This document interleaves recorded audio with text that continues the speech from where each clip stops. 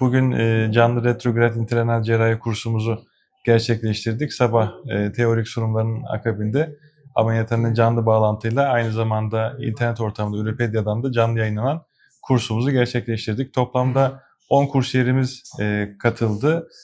Salonda toplam 60 katılımcımız vardı.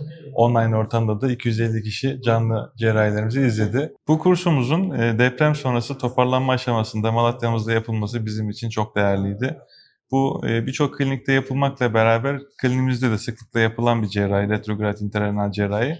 Bunun hem duyulması, bilinmesi açısından hem de bilimselliğe katkı açısından yapılması gerekliydi. Yaklaşık 60 tane katılımcının eşlik ettiği 10 tane kursiyerimizin olduğu ve Türkiye genelinde de ürologların takip edebildiği yaklaşık 250 tane meslektaşımızın canlı olarak yaptığımız işi izlediği bir kurs gerçekleştirdik.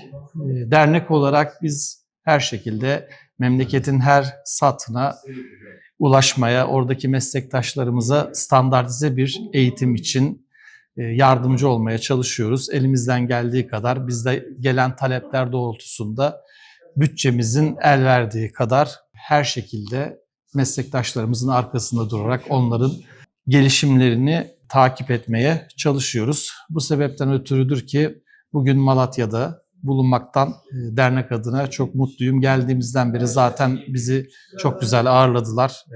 Her şey çok güzel yolunda. Sabah kurslarımızı tamamladık. Şimdi maketler üzerinde, fantomlar üzerinde kursiyer arkadaşlarımız çalışmalarını yapıyorlar.